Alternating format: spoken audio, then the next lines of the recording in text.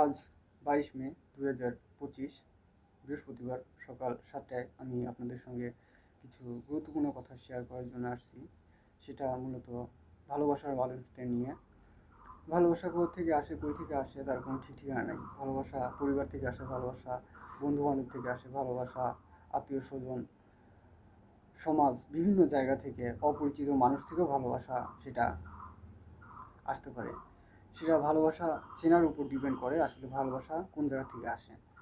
সেটা সেরকমই একজন অপরিচিত মানুষ, যিনি ঢাকা সাউথ সিটি কর্পোরেশনের মেয়র হিসেবে যোগদান করার জন্য অত্যন্ত চেষ্টা করছেন, মোহাম্মদ ইশরাক হোসেন ভাই। উনি আমাকে ভালোবাসেন, আমি এত দূরে থেকে বুঝতে পারি কীভাবে।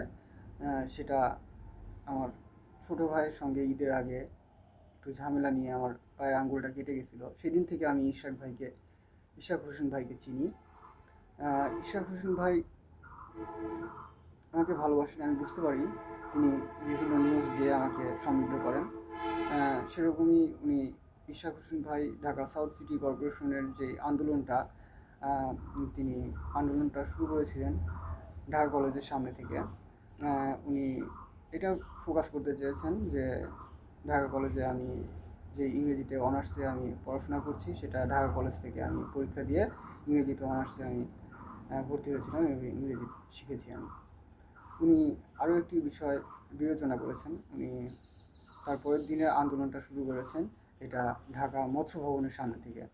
উনি ঢাকা মৎস্য ভবনের সামনে থেকে আন্দোলন শুরু করলেন এই জন্য, আপনার মুরাদ হোসেন প্রামাণিক এর সঙ্গে মৎস্য ভবনের একটা মিল আছে। মুরাদ হোসেন প্রামাণিক উনি মৎস্য ভবন কেন্দ্রিক ভ্যান এবং ছাগল বিতরণ করেন।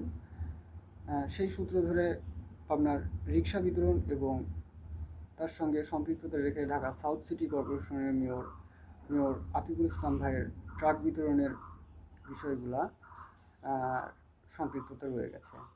তে মোহাম্মদ ইশরাক হোসেন ভাই আমার কিছু কিছু খোঁজখবর রেখে যে বিভিন্ন পদক্ষেপগুলা গ্রহণ করেছেন, সেগুলো আমার জন্য অত্যন্ত উপকৃত এবং আমি এই কথাগুলো আপনাকে না বললে আমি হয়তো বা অকৃতজ্ঞ হতাম।